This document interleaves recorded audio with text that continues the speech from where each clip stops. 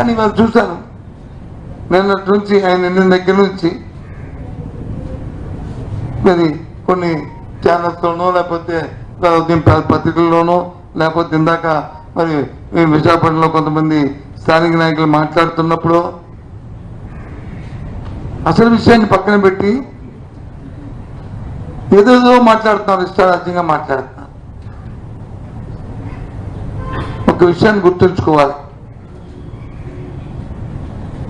ఇవాళ ప్రభుత్వంలో వ్యక్తులు మాట్లాడితే వాళ్ళ ప్రభుత్వంలో బాధ్యతాయుతంగా మాట్లాడాలి, బాధ్యతతో మాట్లాడాలి.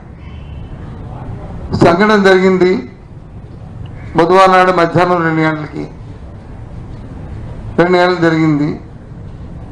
మర్నాడు ఉదయం వచ్చి ఆ రాత్రి చనిపోయిన వాళ్ళని తీసుకొచ్చి కేజీహెచ్లో వాళ్ళందరినీ కూడా డెడ్ బాడీస్ అన్ని తీసుకొచ్చారు, ఉన్నారు. ఏ ఒక్క ఎమ్మెల్యే కానీ, ఏ ఒక్క ఎంపీ కానీ, ఏ ఒక్క అధికార పార్టీ నాయకుడు కానీ, ఏ ఒక్క మంత్రి కానీ, ఏ ఒక్కరైనా వచ్చి వాళ్ళని వాళ్ళ సందర్భం ఉందా? కుటుంబ సభ్యుల్ని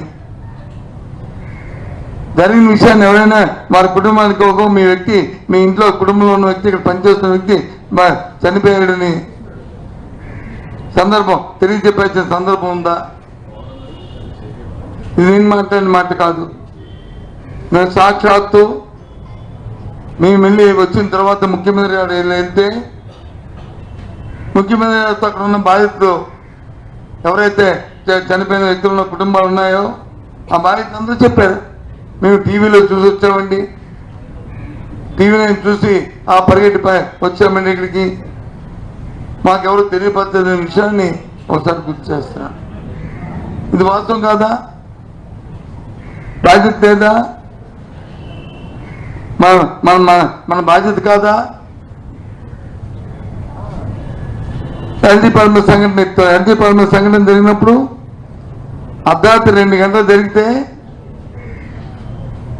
ఒకటిన 3వ గంట కల్లా జిల్లా యంత్రాంగం, పోలీస్ కమిషనర్ కల్లా, జిల్లా కలెక్టర్, స్థానికంగా ఉన్న శాసనసభ్యులు, మంత్రులు, మేమందరం ఒకటిన తెల్లవారి కల్లా అక్కడ ఉండి ఉపశమనం చేసిన సందర్భాన్ని ఒకసారి గుర్తు చేస్తున్నా. ఆ రోజు ఉన్న ఇండస్ట్రీ మినిస్టర్ స్వర్గీయ గౌతమ్ రెడ్డి, లేకపోతే ఆ రోజు లేబర్ మినిస్టర్ జయరాం, ఆ రోజు ఇన్ఛార్జ్ మినిస్టర్గా ఉన్న కన్నబాబు, ఆ రోజు మరి ఎన్విరాన్మెంట్ మినిస్టర్గా ఉన్న పెద్దిరెడ్డి గారు, ఆ రోజు నేను, మొత్తం అందరం వచ్చి ఇక్కడే ఉన్నాం. అన్నాడు మధ్యాహ్నం కల్లా ముఖ్యమంత్రి గారు వచ్చి కూర్చున్నాం. ఇది వాస్తవం కాదు చెప్పండి? ఆ సమయం కూడా మామూలు సమయం కాదు, ఓ పట్టణం కాదు, ఓ దేశం కాదు, ప్రపంచం అంతా కూడా అట్టుకుపోతున్న సమయం అది, కరోనా సమయం. అది మన బాధ్యత, అది మానవత్వం, అది పదవులు కాదు, మన బాధ్యత. అది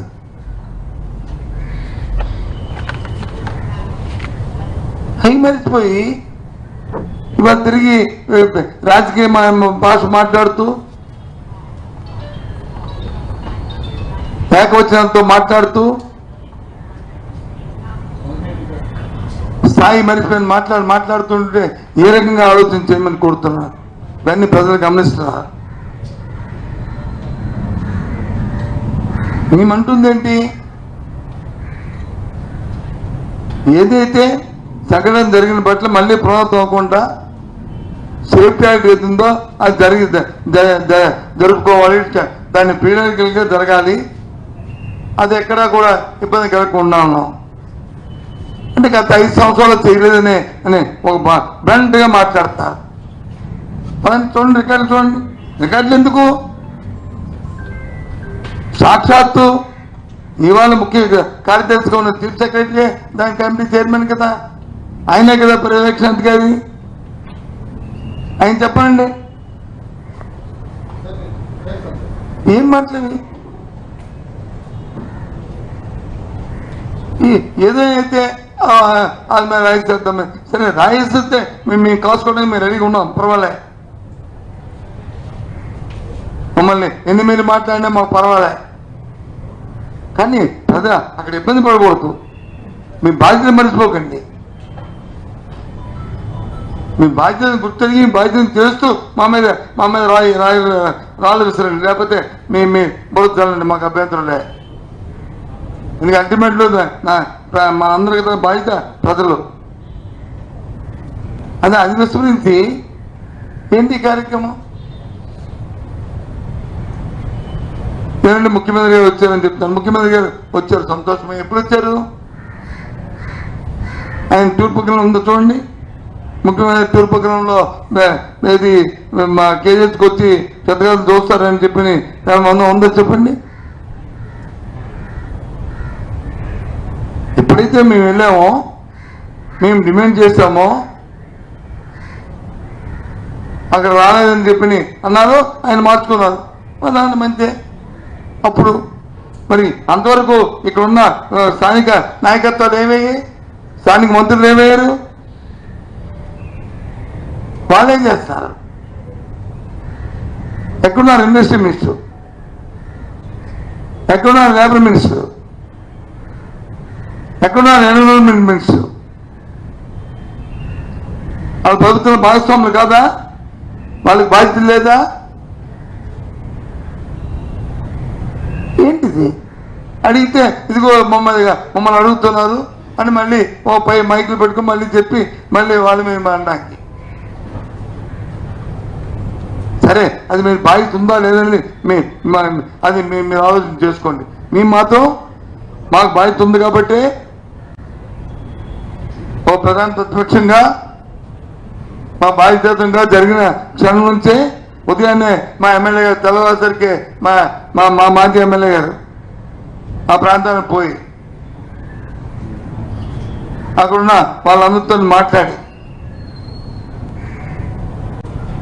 వాళ్ళందరినీ పలకరించి వెంటనే మేమందరం, నేను మా అమరు, అలాగే ముత్యాల నాయుడు గారు, ధర్మశ్రీ, మా ప్రెసిడెంట్ గారు, మొత్తం మేమందరం మార్చికి పోయి అక్కడ 2 గంటలు ఉండి వాళ్ళంతా మాట్లాడి కనీసం అక్కడ ఒక టెంట్ వేసి ఆ వచ్చిన వాళ్ళకి ఒక కాల్ సెంటర్ పెట్టి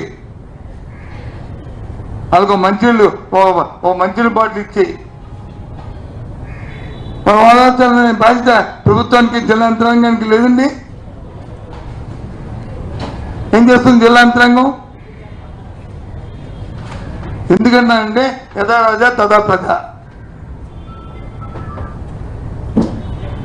నాయకత్వం వచ్చిన ఎంతసేపు ఎదుటివాడి మీద విమర్శలు కాదు, మన బాధ్యత ముందు గుర్తెరిగి తర్వాత ఎదుటివాడిని మాట్లాడాలి.